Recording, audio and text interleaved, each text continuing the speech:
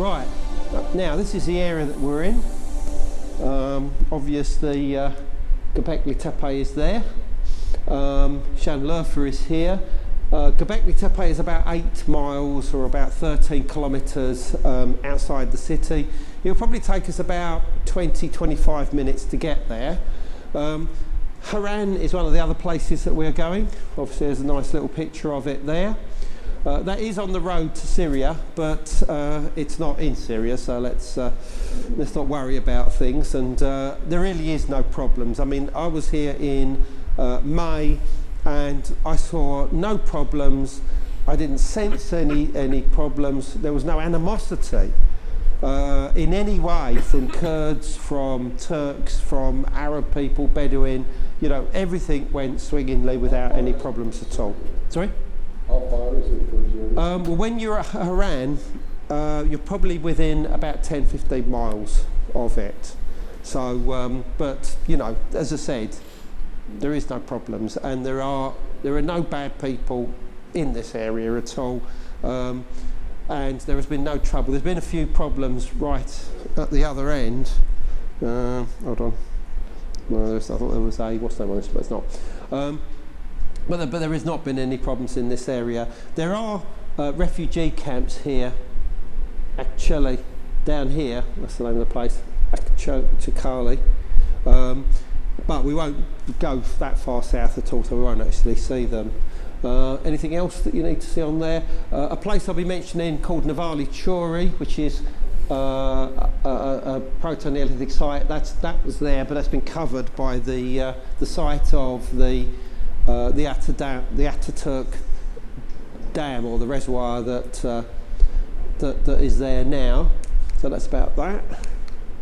Okay, now Göbekli Tepe was discovered, I think that's probably the best way of putting it, by this guy here, Klaus Schmidt, who died last year at the age of 62 suddenly.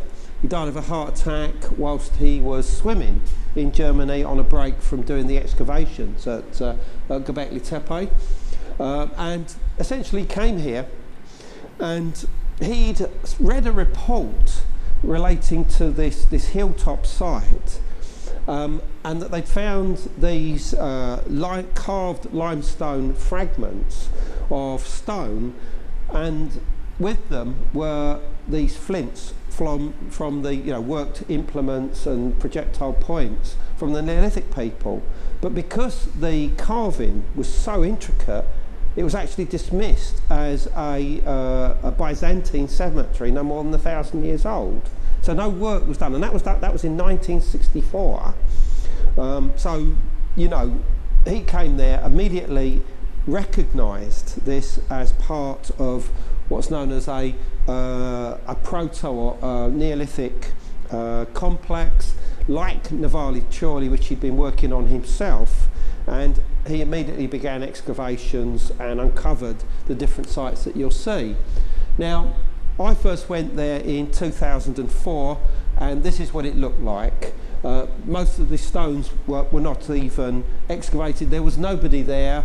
I went with a driver and a translator, because I'd come over, I'd been invited to do a lecture at Diyarbakir, and they kindly provided me with the driver and the translator. And this is what I saw. There was other enclosures as well that I was able to just go into. There was nobody around at all. Obviously, all of these have now been exposed, and you'll see the results of those in a moment. Right, that's what it looks like today. Well, I say today, that's how it did look like before they put the roof on it in 2014, at the end of 2014. And I'll show you that in a minute. But you can see that it's essentially a series of enclosures, as they call them, that are made of T-shaped stones. They're all made of limestone. Some of them are as much as 18 or 19 feet tall, about 5 metres in height, and they are in circles, or more correctly ellipsoid shapes, and they all face or point generally towards 2 central stones in the middle, which are generally always larger than the ones on the outside. So we'll see some of this as we go along. Right, this is another view of it. I'll show you a plan as we go along, but these are the stones that are about 18.5 feet. This enclosure A, B, C and D there. These were the first 4 that were exposed. Others have been exposed since that time. This is enclosure C. These are the 2 large monoliths in the middle. These ones were originally supposed to be about 16.5 feet tall, and there was actually 2 circles here, like an inner one and an outer one. The inner one is later than the outer circle. Both of the tops of these stones were broken off in antiquity. Exactly what happened to them, they don't know, but one of them was re-erected in the recent past by a German engineering team. So that's enclosure C there. By the way, enclosure D and enclosure C are both built on the bedrock, which shows that they were amongst the earliest or the first of the enclosures to be created, certainly as far as the ones that have been uncovered so far. And when I say the first, we're talking around 9,500 BC. Any time between there and 9,000 BC. Those are the dates that are generally related to these monuments. Others at the site are much later, going all the way down to about 8,000 BC. But those are much smaller, less intricate, less technologically finished, and it's quite clear that the biggest and the most impressive ones were the ones that were created first, without any kind of precedent. There's no precedent. Suddenly the big beautiful ones appear, and then it gets worse and worse and worse, just like the Great Pyramid. Great Pyramid, in theory, one of the oldest pyramids. The ones after that deteriorate in their size. It's exactly the same thing at Göbekli Tepe. It's the inside of enclosure. So you can see now that what they've done is they've built this wooden structure around it. This is part of the temporary roof. It's a wooden roof, and the reason for this is not only obviously to protect the stones, but also it's going to act as a platform so that they can construct an even larger roof over the top of that. Now, exactly what that will look like, we don't know yet, but if you can imagine something like a huge umbrella over the top of Göbekli Tepe, that's what they want to do. And that should be in place within, I'd say, a year to 2. So that's the way that it's going to look when you go there tomorrow. Now, Graham Hancock has said, oh, it's unsightly and ugly and the rest of it, and of course to some degree it is, but also it changes the whole atmosphere there from one of an impersonal experience to quite a personal experience, because now you're actually down inside them. It's almost like these are rooms with the stones inside, so you can actually get a much better feel of them, I think. And particularly when we go back on the second occasion in the afternoon, it's like, you know, sitting in their front room, basically. It's a good feeling, and I think it's better for contemplation. So whereas before, when it was all open, you'd be there, you know, the weather could be 90 or 100, and you'd think, I can only handle this for a short period of time and then I'm going to have to go. Now you can just stay there as long as you want, basically.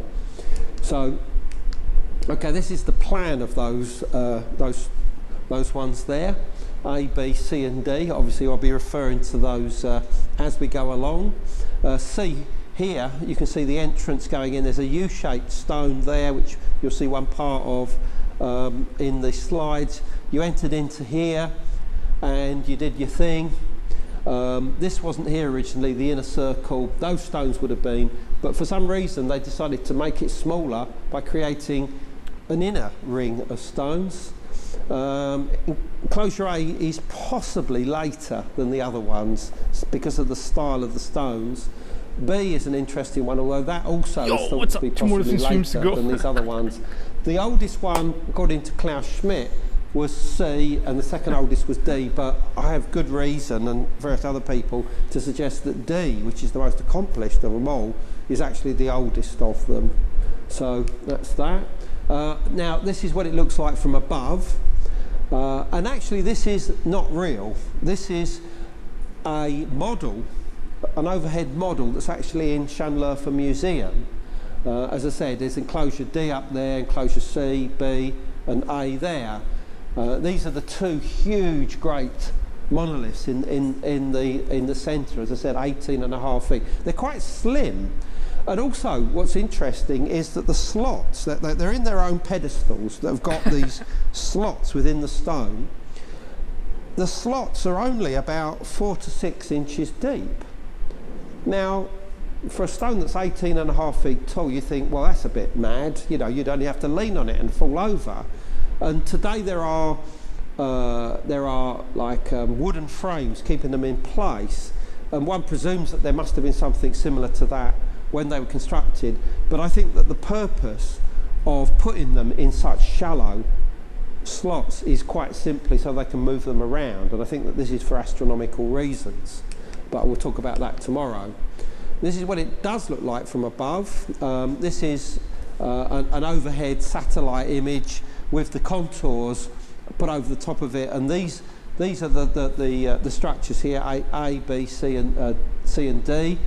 You can see that this is how large it is. It's about 300 by 200 meters in size.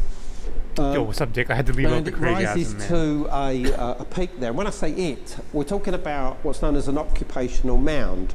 That's the word tepe means occupational mound. And Göbekli means navel, or navel-like in Turkish. So it means the hill of the navel. And in various different cultures around the world, amazing, man. the navel was considered to be the point of first creation in the physical world. These sites, like at Easter Island, at Cusco in Peru, and in places like Delphi in Greece, sites in Egypt as well, and many other places around the world, the navel was generally marked by a stone or a monument. Amazing, buddy. And this represented the centre of creation, both in the physical world but also in the universe as a whole, because often certain cosmological ideas held that the world was actually made first, and that the sky actually came second. So this is an occupational mound. All of the Earth. Sorry.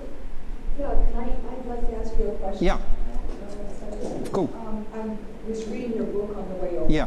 His book, and you had said that talking about the navel, and that the Göbekli was a fertility that the local people regarded as fertility. I think it's on page 65 of your book. So if that's the case, then why would there be a cemetery there? There isn't.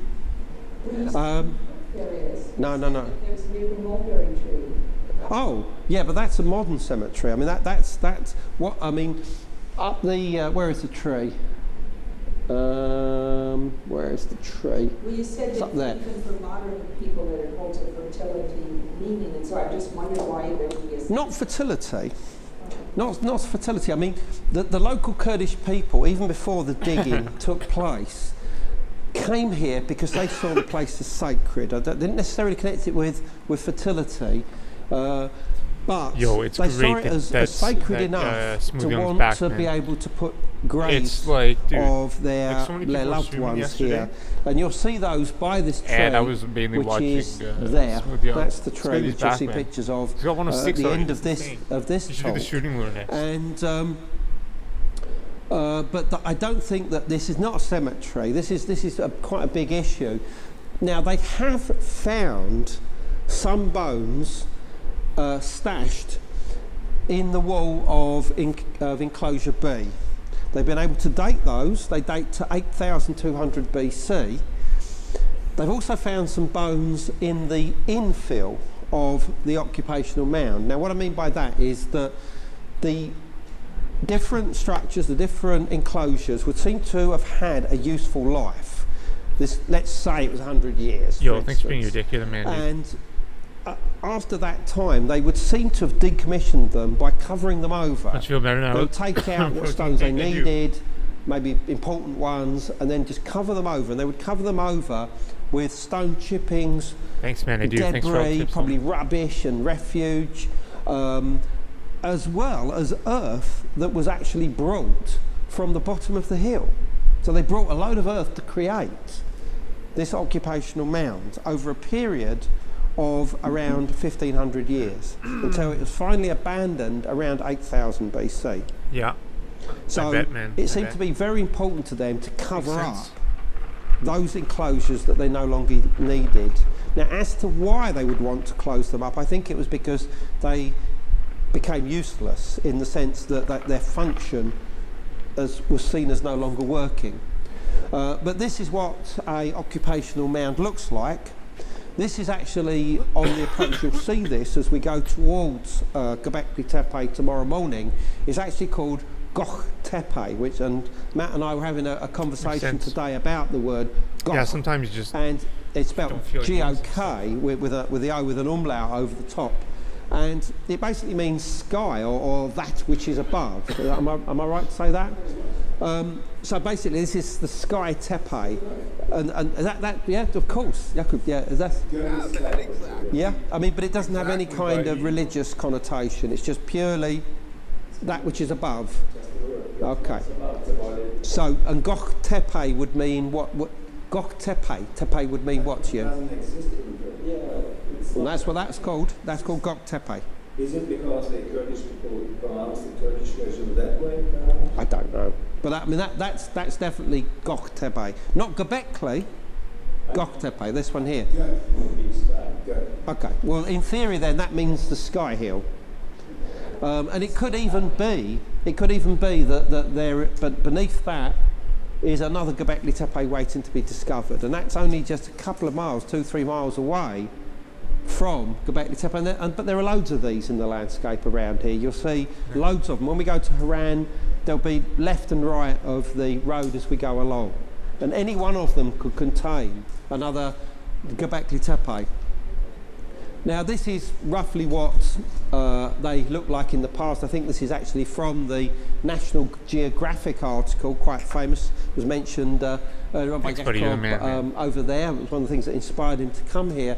And this is how they perceived enclosure C. Okay? Is that you? No, you have to go to pray now. Oh, I see. It's the call to prayer. All right. Okay. Well, I don't think this was used for prayer. Well, it could have been actually, but this is how they perceived the enclosure. See, there's your U-shaped stone. That's actually a single stone that was actually upside down in a U shape. Only part of it remains today, and on the top of it, facing out each way, was an animal, possibly some kind of feline, maybe a lion or a panther. And you'll see that, but you can see here that the large stones up here, and these are the large stones of enclosure D up there, and you get the idea of what they would be doing with them. And look at the supports here. Look, see the supports. They would have needed those supports, otherwise there's no way that they would have been able to stay up. No. Right. Okay. Right, and there is one part of the U-shape stone. You'll see that tomorrow. That's one of the first things you'll see as you go in, because we will be approaching in exactly the same way through this walkway, which Klaus Schmidt referred to as the dromus, where this U-shaped stone was, along there until you enter inside it. Don't I head in? Right, okay. Now, many of the stones have got carvings on them of different types of animals, different types of birds, everything from bulls to insects to foxes to snakes, or rest of it, which you'll see. And this one's just quite amusing. Obviously, there's a bird which I say is some kind of flightless bird. Okay. And I think it's the same bird. This is a motion picture going on here. Look, and there's the fourth one there. You see it? There's the fourth one. There's the head. There's his feet. He's jumping. See that? Jumping up in the air and coming down there. I think that's meant to represent one bird, and I think it's probably a flightless bird. Notice it hasn't got any wings. Now there are other flightless birds there that look very similar to the dodo. Certainly that would be the best guess. Now whether they are dodos is another matter, particularly as The dodo was only found in 1 or 2 islands in was it the Indian Sea? Is it? I think the Indian Ocean. But you get stuff like that. There's a snake going down there. That's one of the stones in enclosure D. You see the snakes coming down here. See the T shape. Here's another stone here on the right with snakes coming around the side, coming down the front here. There's some kind of insect, another little animal there, some kind of insect up the top there as well. Now, what do the snakes represent? Well, they could represent knowledge, wisdom, obviously in the biblical sense, evil or whatever, but I think that they're much more likely to represent what you'd call the active spirit of poison or toxic or medicine, in the same way that the snake even today is used as a symbol of medicine, and it's typified by the story of St. John the Evangelist. When he went, I think it was to Greece, he was forced to drink a cup of poisoned wine, as a sort of, sort of an antithesis of the idea of the taking in of the bread and wine of the body and blood of Christ. And obviously, if he'd have drunk this, he'd have instantly died. But God, at the last moment, made the spirit of the poison come out in the form of snakes, and then he was able to drink it and live. And I think it's the same idea, that the active spirit of medicine, whether it be a poison or even a hallucinogen, is seen in terms of a snake. And many people, particularly if they've had hallucinogens like ayahuasca, talk about seeing lots and lots and lots of snakes going around people, going around gateposts, going around doors, going around trees. And I think that's what it represents. And I do think that hallucinogens were used at Göbekli Tepe. That's something I talk about in my book, The Cygnus Mystery. Here's a great animal that on one of them, I'm afraid you won't see this, it's covered up for its own protection. But this is in enclosure C. You can see this creature here, which Klaus Schmidt believed was a lion. There's another image of it there. I think it's got canine features as well, but he seemed pretty adamant that it was some kind of big cat, like a lion or a panther or something like this. But I think the jury's still out as to exactly what it represents, particularly with a tail like that. There's another image of it there. So, by the way, if you want to get a little pendant of this very creature, you can get it in Llanllwrfa Museum. I saw it last time I was there and I thought, I must get one of those. I thought, no, you don't want to waste your money. And afterwards I thought, oh, I really wish I'd have got that. Because it wasn't that much money, and it just seems like a cool thing to have, Now, obviously, there are many other types of creatures, particularly birds. This is a vulture, quite clearly a vulture. You can see the hooked beak here. You can see the wings extended, the very strange legs. And what's this strange ball here? I'll tell you tomorrow. I'm not going to go into that now, but that's very, very important. There's foxes. Look at the way that these T-shaped stones represent humans, that the T-shape is their head, abstract as it is. And this is their bodies, and here's their arm. Look at the arm. And that ends in hands round the front here. But you've also got creatures on the inside of these these human-like standing stones. This one being a fox, and again I'll explain to you tomorrow why I think the fox is so important there. I mean, the most common animals found carved are, I can't remember in which order, but it's fox, boar, snake, probably some cows after that, and everything else there's just a few of, basically.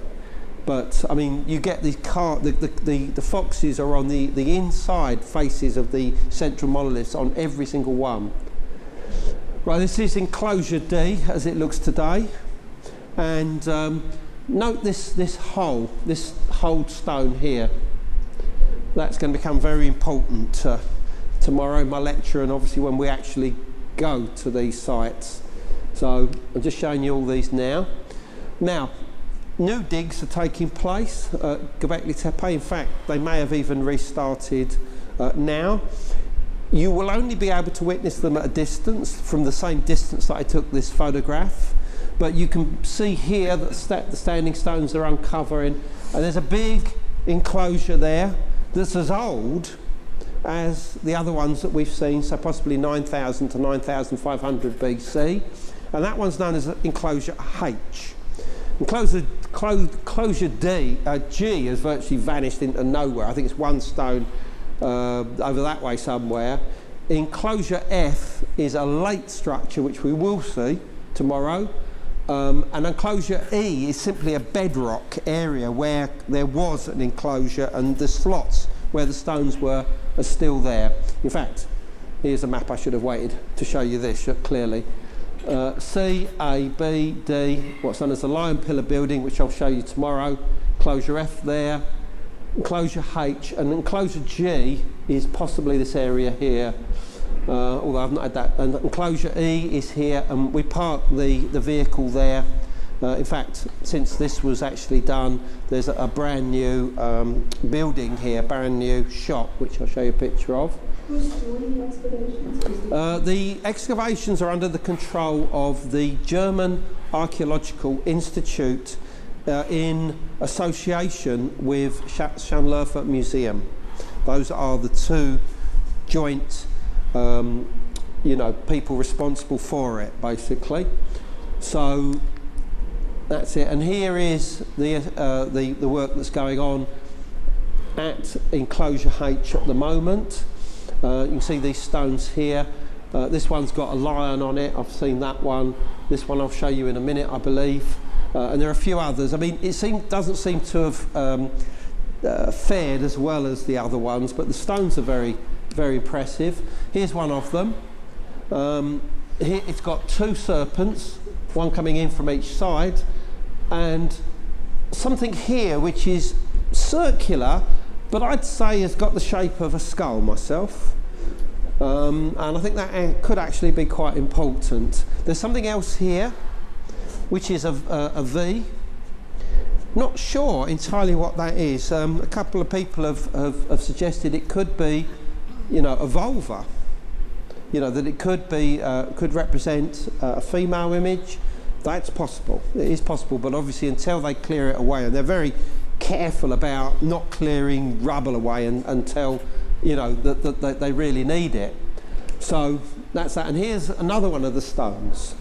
This is absolutely covered in animals, which makes you wonder what the hell all this is about, because obviously people see astronomical interpretations of the carvings of the stones. I do myself. But that doesn't explain everything. It really doesn't. And this is a good example of it. I mean, look how many animals we got here. I mean, what are we up to? 55 there by the looks of things. I think that's probably the highest number. So there's 55 animals on that one stone alone. What have we got here? We got things like cranes here. Obviously we've got snakes. We've got some kind of boar, or that's probably a feline. Obviously more birds, lots of quadrupeds, which is what they call animals if they don't know they're canines or felines. Lots of snakes down here again. Lots of other birds. Probably some. There's probably some flightless ones there.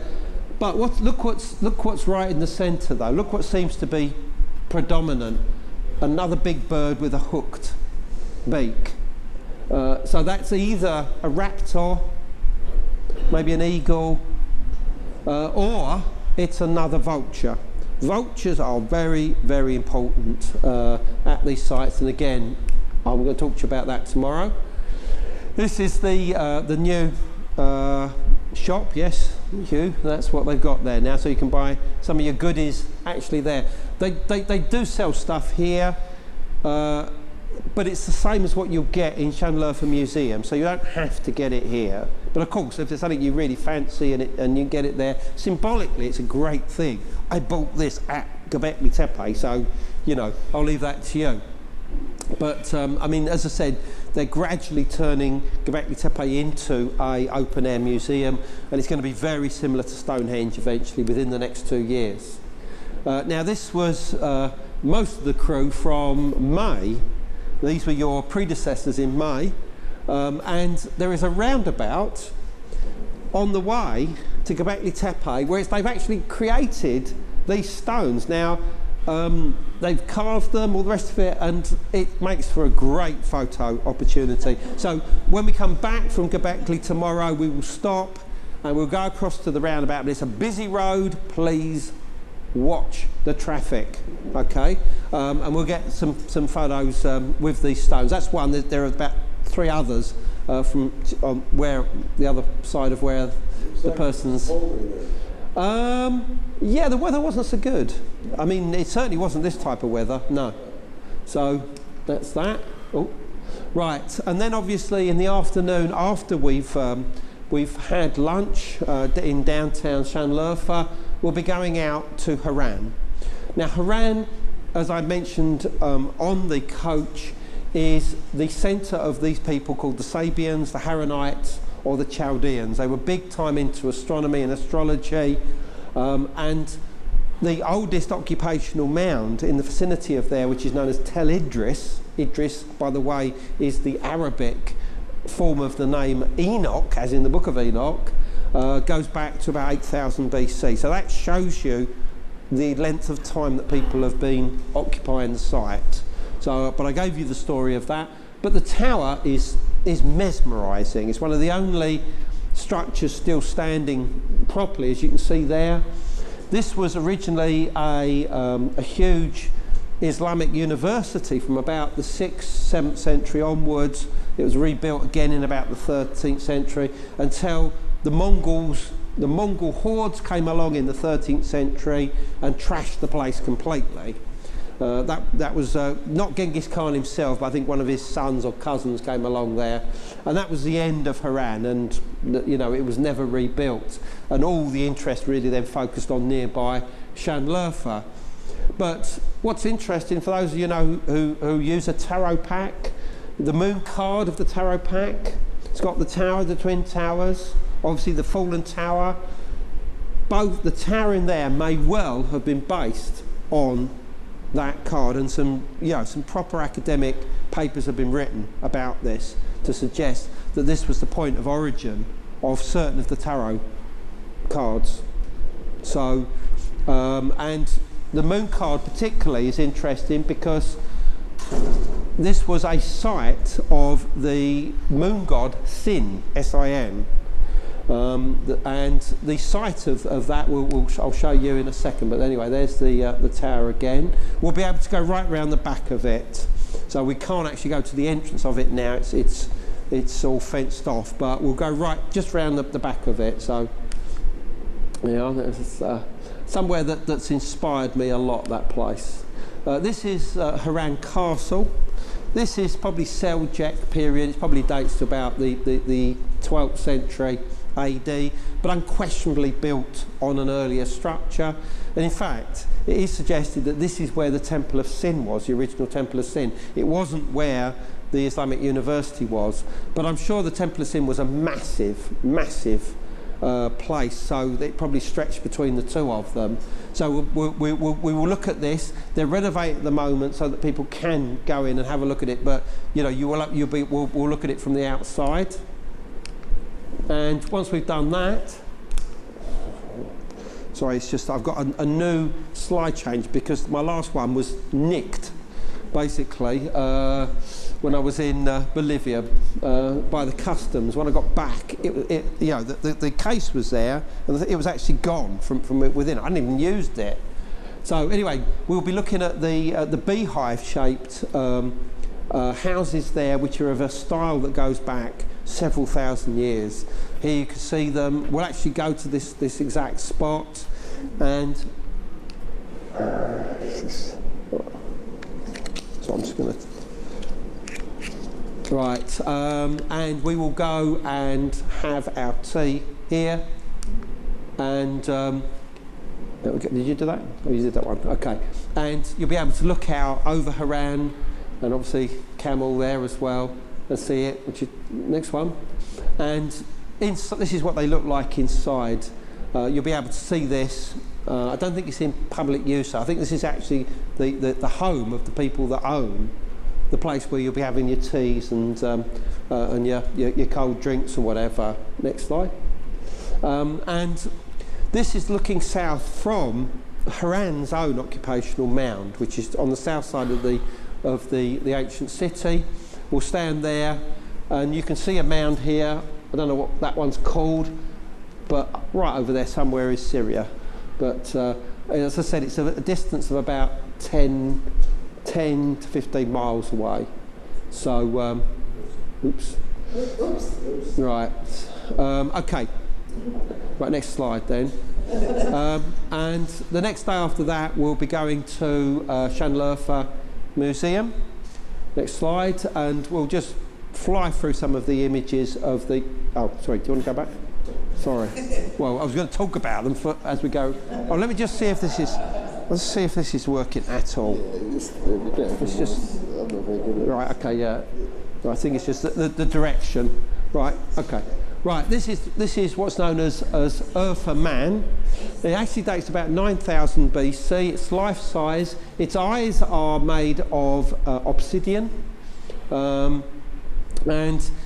he's wearing modern dress. I mean, look at this. This is clearly either a top part of a garment or more likely pendants strung around the neck. Anubis. Yeah, interesting. Nice name. I mean, some suggest that he's holding his genitals or whatever, and maybe he is. I don't know. Cool I mean, name, Anubis, man. Quite loud totally and proud related. in them days. Estimated to be about 11 to 12,000 years old. The important thing about this image is that one of the original these guys knew Egyptians, how to do a face. Anubis, I'm sorry. Right, even though there's no mouth for some reason. Cool so if username, they'd have but wanted to depict the human form, they could have done it at Göbekli Tepe, but they didn't. They created this abstract T-shapes to represent the human form. Now, why did they do that?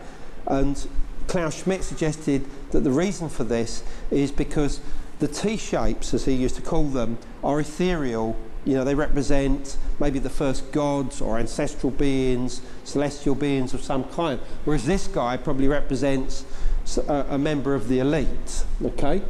So, sorry? Right, this was actually found right next to the Pools of Abraham in downtown Llanlerfa, not far from this very spot, basically.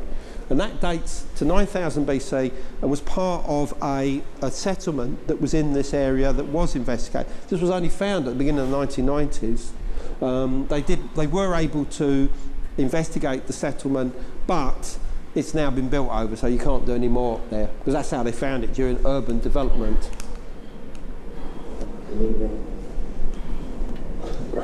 Did you do that? Yeah, they did. Right, okay, now, there are lots and lots of statues from Göbekli Tepe there. I mean, I won't say hundreds, but certainly many dozens. And there are lots of what they call portable art, i.e. movable objects that were found there. And many, many different types of creatures. I mean, here we've obviously got hogs. Maybe that's a hog, I don't know. I don't know what that is for the moment. This is some kind of bovine, you know, like an ox or something. Something really weird there, I don't know. That's obviously some kind of lizard. That's possibly a lizard as well. But this one, I've written a whole article about, and I only discovered this in May.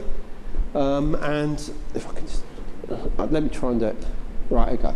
And this is it. You'll see it in a couple of days' time. And as soon as I saw that, I recognised it. I mean, initially I thought it was a penguin, but I'm now certain it's not a penguin. It's what's known as a great auk, which was a large penguin-like bird that existed in the Northern Hemisphere right the way through until it went extinct in the 19th century. The shape of the wings, the way it's depicted, everything suggests that it's the great auk. It's not a penguin. If it was a penguin, that would actually put the spanner in the works, because penguins are only found in the Southern Hemisphere. But I'm pretty certain that is a great auk.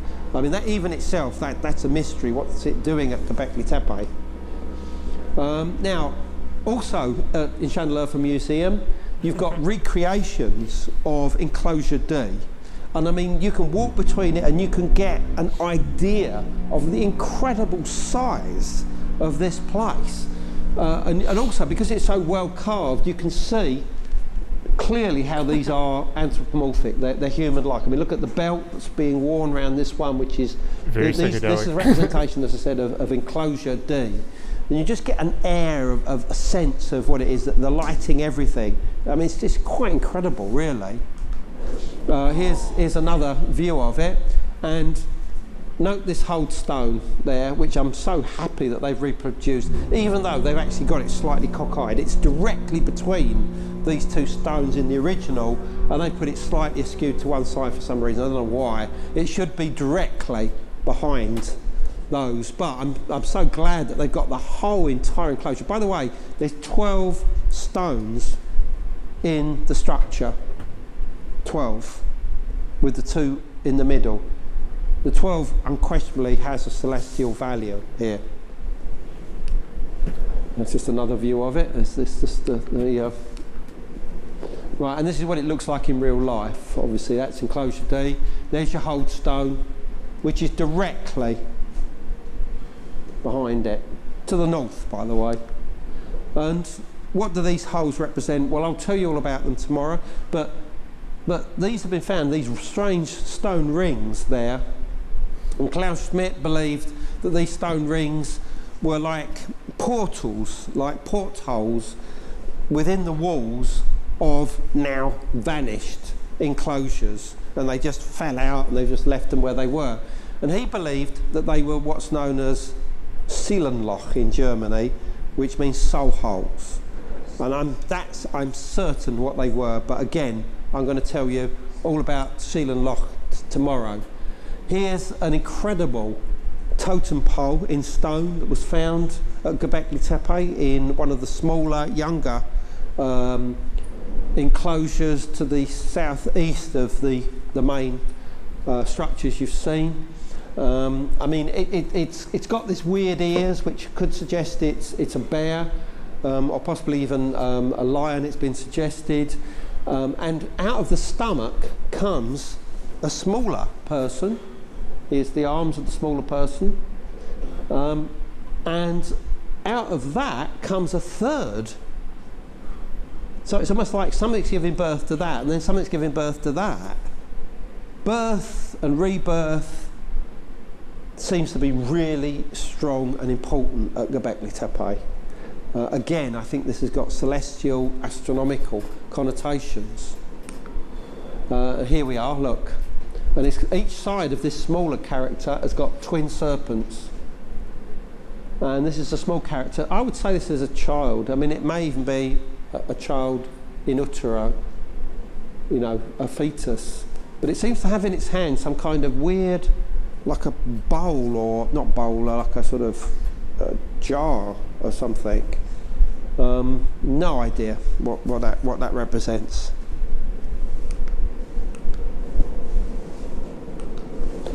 There are mini T-shapes there. Look, tiny ones. This is in the museum. Look, little baby ones. You can see those. What do they represent? I mean, obviously they are small portable versions of the larger ones. And this is known as the goddess of Göbekli Tepe.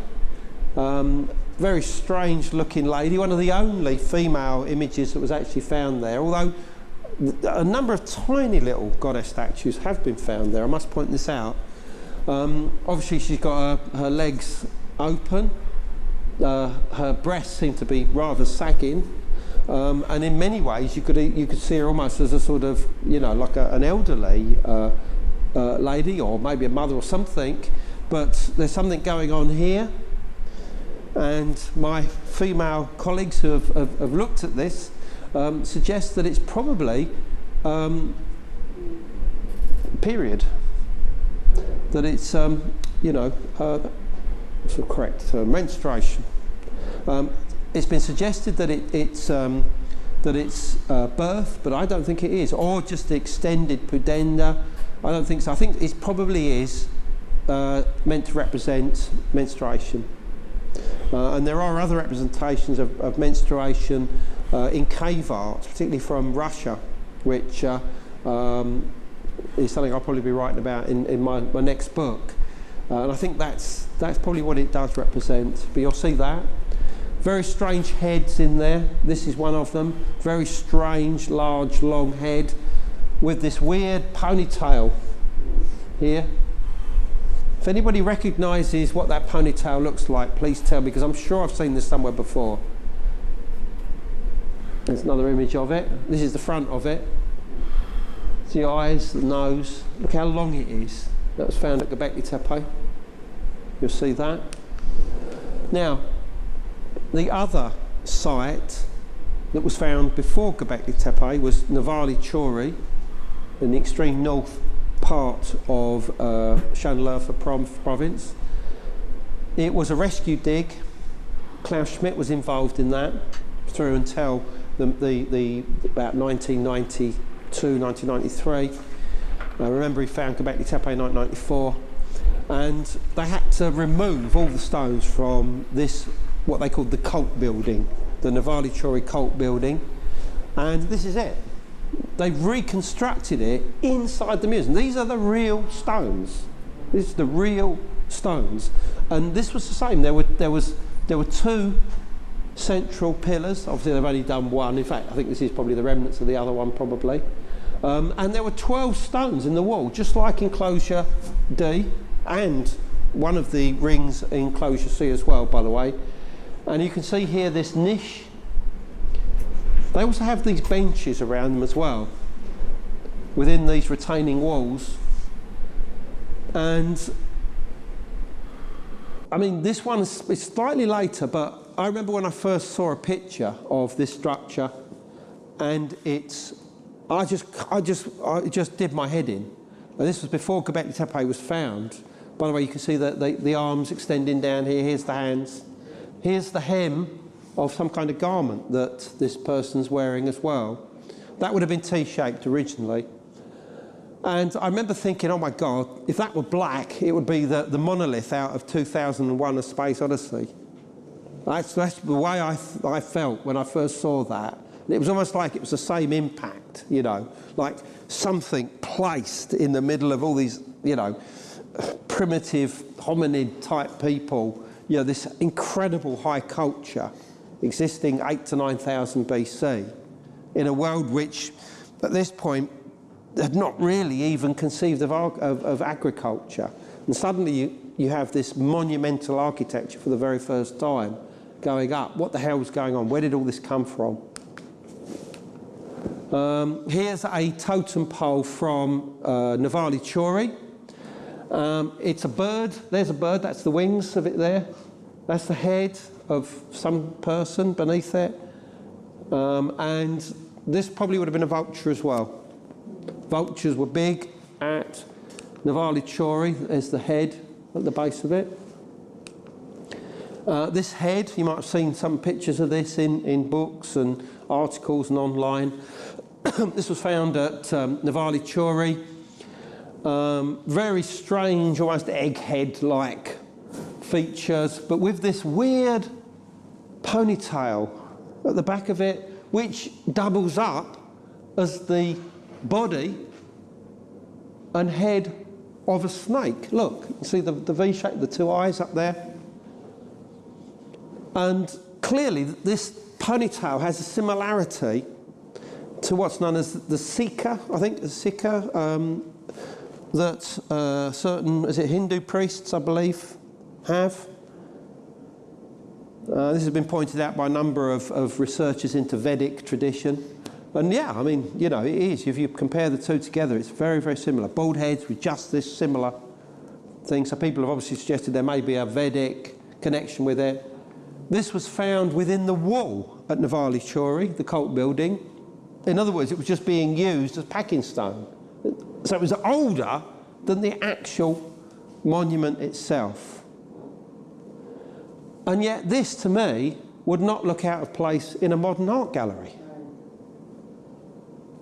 It's considered to be a vulture, again. And it's just an extraordinary piece of art. Very abstract, very interesting. So you see that? And all of this is just the Neolithic stuff. Once you finish with all this, you've got Bronze Age, Iron Age, Roman, Islamic period, right the way up to the modern day. I mean, it's a massive, massive complex, this museum. It's within walking distance of here, but we will get the coach to take us there, just so we don't have to cross the roads and whatever. And there's also lots of material from Haran as well there, including this stone stela, basalt stela, showing the king, the Assyrian king, or no, Babylonian king, Nabonidus, I think, Nabonidus?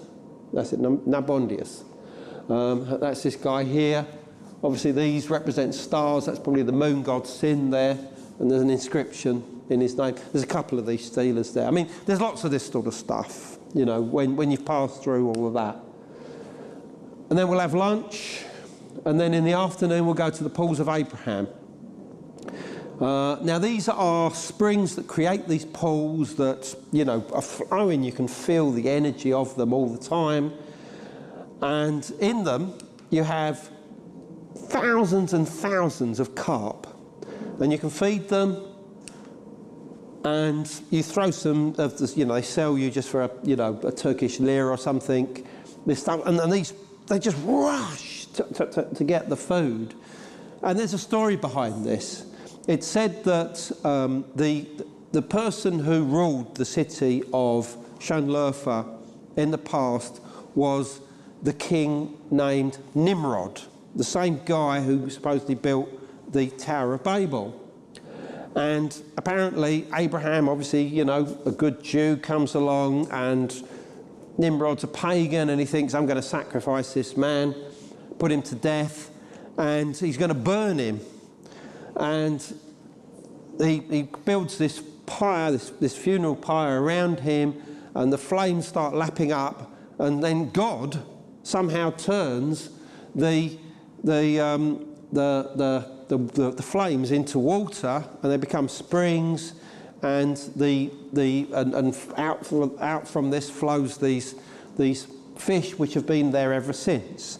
Now it's a bizarre story, and I have no idea the exact symbolism behind it, but these are said to be the descendants of those fish, and it's illegal to catch one and eat one or whatever, or kill one, because they're so sacred.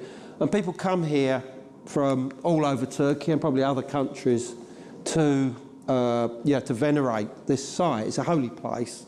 I mean, there's mosques there, there are shrines to Sufi saints and things like this.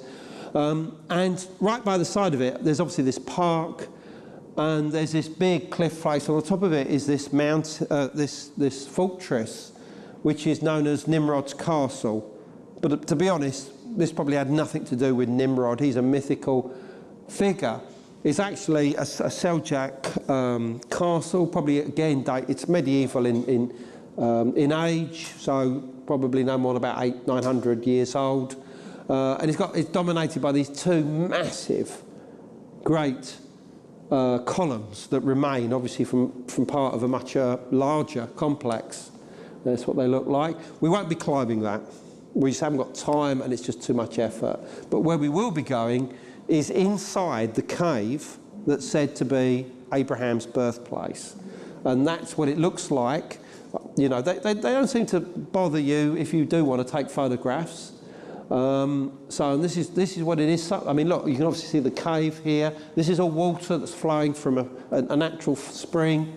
There's a second picture. Notice these, Hugh, what do you call them, keystone things, but I don't suppose they're that ancient. So another picture of the inside. You can see the water. Look at this. There's obviously some kind of structure here.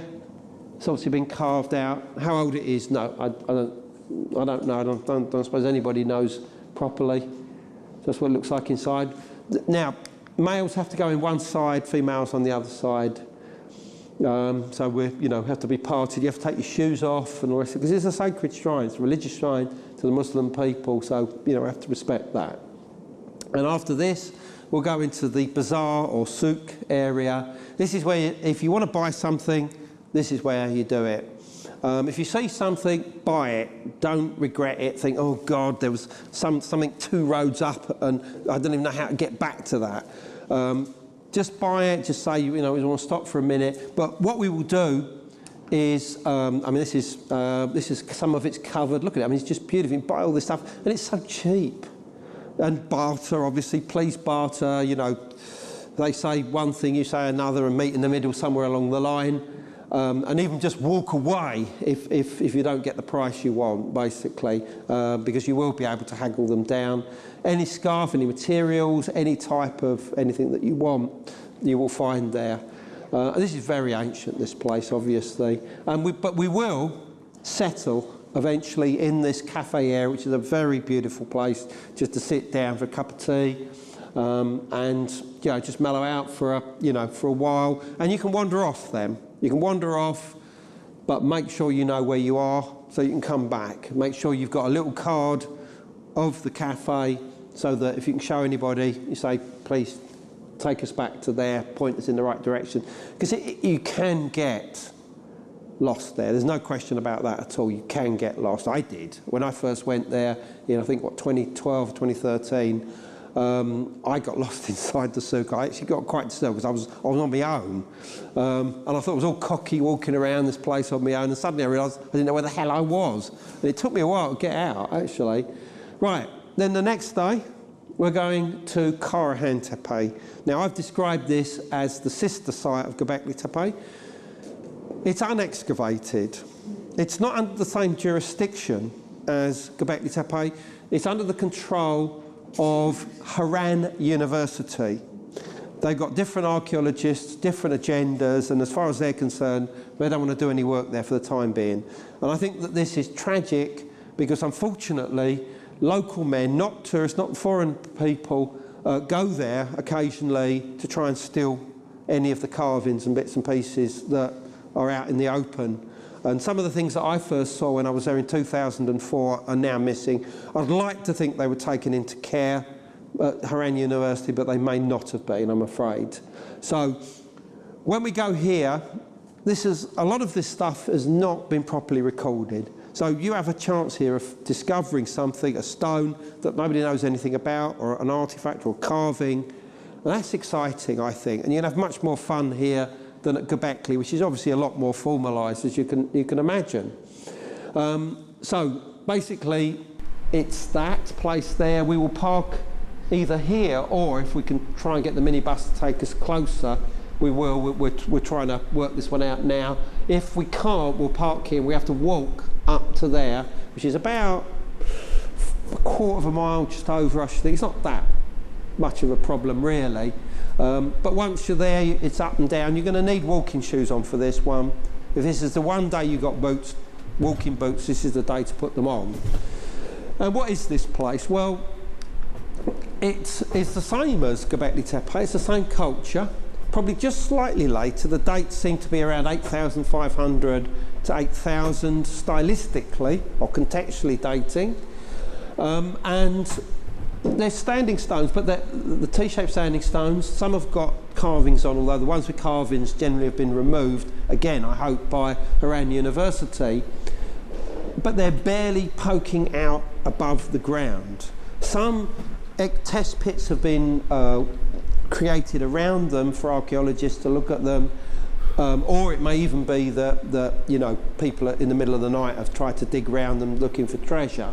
So you'll get this sort of situation. You can see obviously the wear and tear where this stone has been exposed to the elements for thousands of years, and this is the recent hole around it.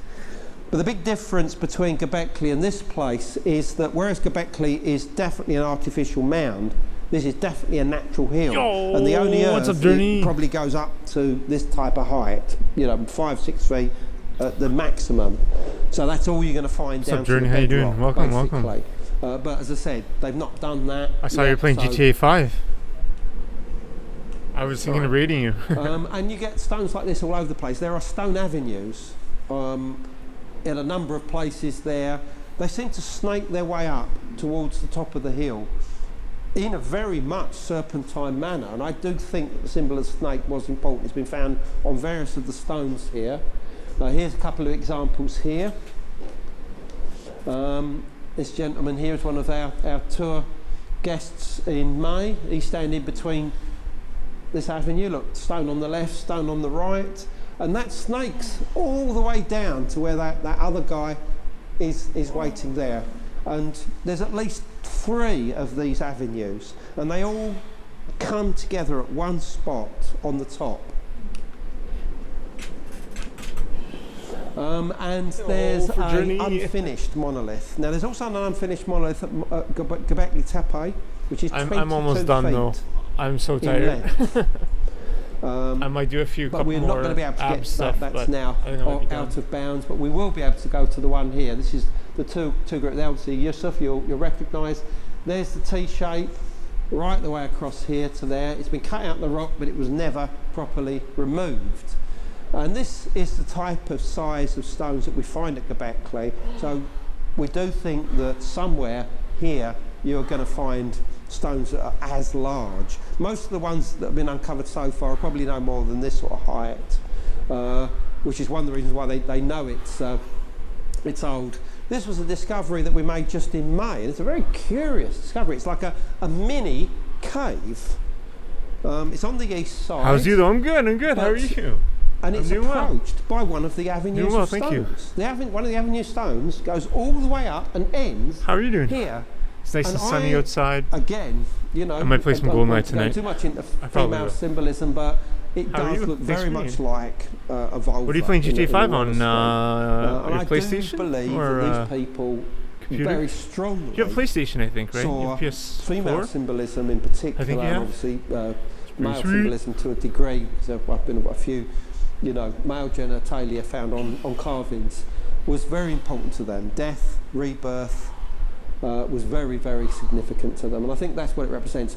And somebody suggested that it may have even been that babies were placed in this little cave area, and that actually makes some kind of weird sense, because I mean nobody else would fit into it.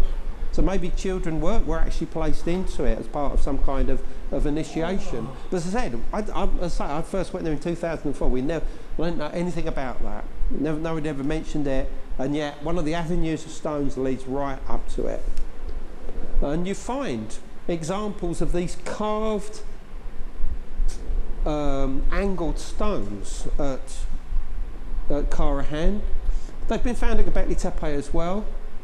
And if you found that somewhere in England, or I don't know, New England or whatever, you'd say that this was off a medieval church. You'd say that was 500 or 600 years old, you know, maybe from Gothic architecture or something like that. That's possibly from a portal stone. That's 10,000 years old minimum. And it's just lying around. At Karahan, there are at least 3, possibly 4 of these that we've discovered. Here's another one. See, the perfect pieces. I mean, these would have been like windows which people would have been able to walk through, or portals that people would have been able to enter into enclosures that are now lost. And obviously the windows get broken up and the bits of them get left. But let's have a look at this. Look at these holes here. You find them on the top of Karahan Tepe, and you find them on the top of Göbekli Tepe. You find them at certain other sites where these T-shaped stones have been found, but they're also at the base of Mount Ararat, not necessarily because of anything to do with Noah and his ark, and of course these so-called copules. Copule, how's the correct pronunciation? C-U-P-U-L-E-S. Copules? That's what they're officially called. They're about... yeah, the cupholes, but the correct term that's used is copules. And you find them, you find them in various places in the world. I mean, Hugh and I were looking at some in Peru, weren't we? Place, was it Silastani? In the bedrock there. Well, I mean, it weren't necessarily done by the same culture, but the idea of making holes in bedrock seems to be a universal idea. Now, if you ask me what they represent, I think they're cups. What do you put in cups? Liquid, or possibly some kind of food. I think that something was put in there, either food or drink, and I believe, because they're always up high, generally, that birds would come down and pick stuff up and take it away or drink or whatever. And I think that this was part of some kind of divination process. In other words, which pieces of food were taken first would, you know, define some kind of omen relating to the day or the ritual or how things were going or whatever. That's my feeling, and I say that because at Mount Ararat, the copules there are connected in a strange way with divination, so some legend to do with that. So I do think that makes sense. Birds to these people, birds were very important, not just the vulture, not just raptor birds, but probably crows and ravens and things like this. A lot of bones of crows have been found at Göbekli Tepe. Far too many for them, simply for it to have been for them to eat. Again, we're back here at Göbekli Tepe. But not only do we get the small copules, but you get these big ones, which are about this size, so what, a foot and a half, together. And they look like eyes looking up at you. And again, they're in the bedrock. What function do they have? Again, maybe something was placed in them, who knows? But also it could be eyes looking at you at a rock, maybe some representation of a spirit connected with the underworld that's looking out into the physical world. Who knows? And here's two of them here. I'm standing on the top of Karahan Tepe on what I call the northern knoll, looking out towards this site here. Now, the farm is called Kichili. And Kichili, as Jacob, it does mean goat, but it can also mean something else as well, and maybe you can look into this. Kichili also means bald head, like me. Yes, am I correct in saying that? Like a bald head? But in the local Kurdish language, it means something different. It means girl, woman, it can mean mother, it can mean a female as in a queen, and it has a female connotation. And even the people that own the land, who don't know much about what's going on here, in fact they didn't even know that these stones were on their local hill until an archaeologist came along and pointed it out. And how he discovered them, I've absolutely no idea. But anyway, they suggested that Ketchley had something to do with bald heads. But I think it's possibly to do with the female association. And I'll tell you for why, because the evidence, and again I'll show you this tomorrow, it seems as if by standing on Karahan and looking at what I call the North Tepe, which is Ketchley itself, you would have been able to see certain sets of stars setting down into it each night. And I think that this represents like entering into the other world or the underworld or whatever. And I think that again there may have been a certain amount of female symbolism involved here. Because actually on that hill, and I'm not sure if we're going to get time to go to these, but there is structures which we only looked at for the first time in May. Now, Hugh and I will be going back to Karahan on the day that everybody leaves, because we're going to try and investigate these caves again, because to conform to the idea that these stars are almost setting down into the underworld, there are actually caves. This one actually faces out from this North Tepe towards Karahan Tepe. And I've been inside this. I went inside there in May, got some film footage, and there's something about this place that's very important. Plus there are other caves on the west side, two of them, two large ones, which have been carved out. Now if we have time, we will try and get to it, but unfortunately we're on a quite a strict meal time thing, because the restaurant that we've got to go to basically cannot serve us after 2 o'clock. And this is what the conversations that Yusuf had with me today, so we've got to make it by 2 o'clock, and we will be going earlier to Karahan.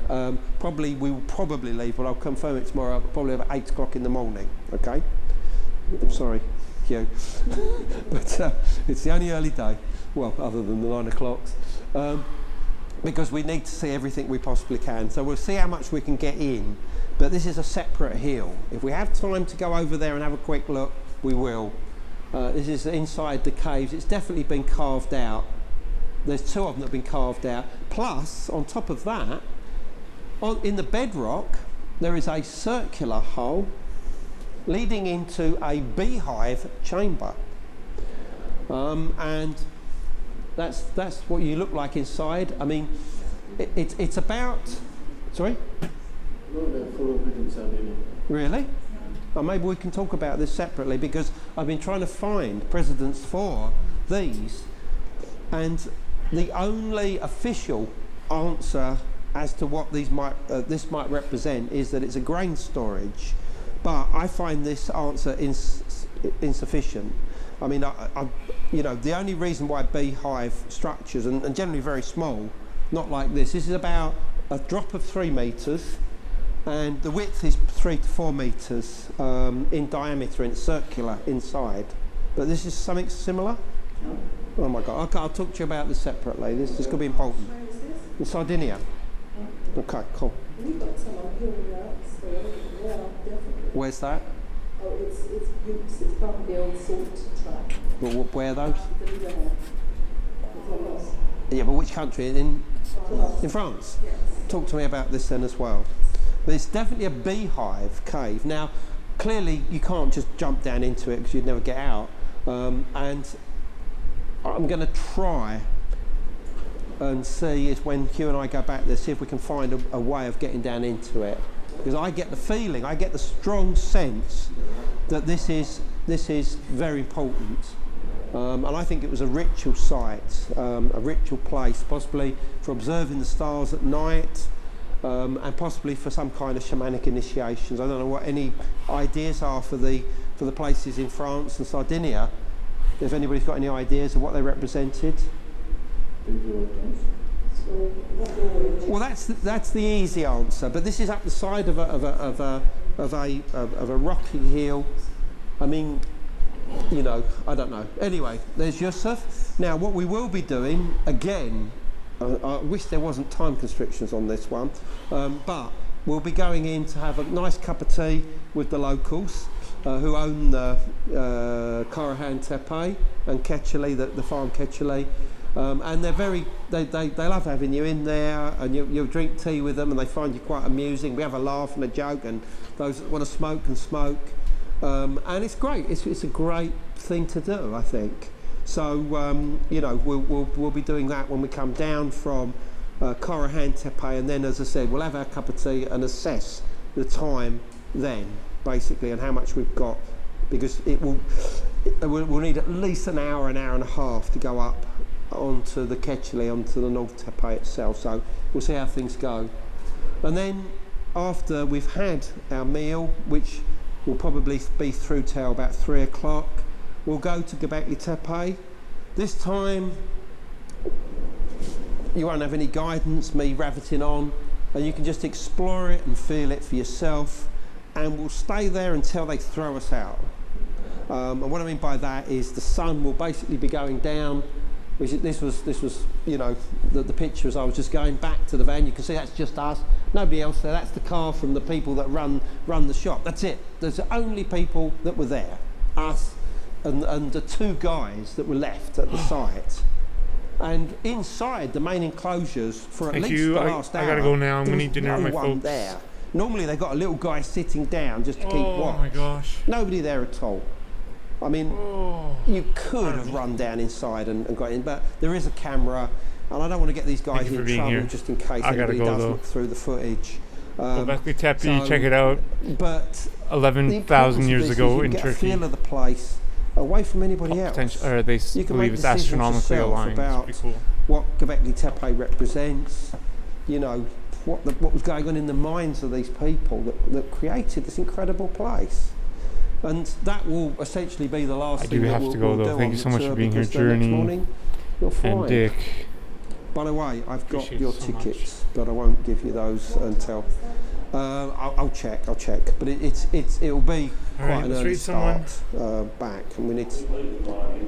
Sorry, 9 a.m. Yeah. You've got to start off pretty early, I'm afraid. So, and that's the tree at the top. Yeah, There's usually the my volume graves. is corrected like Well, these this. are modern graves. These are modern Kurdish graves. Okay, thank you so much. Appreciate it so much. There before real knowledge good, was pretty good, known not too about bad. the antiquity, the great antiquity of Okay. the site. Who are we gonna raid? That's about it. I'll probably Thank be you very playing much, GoldenEye folks. later tonight, probably. Or maybe even an infiltration agent. I gotta see. Thank you. Probably Aztec up low though.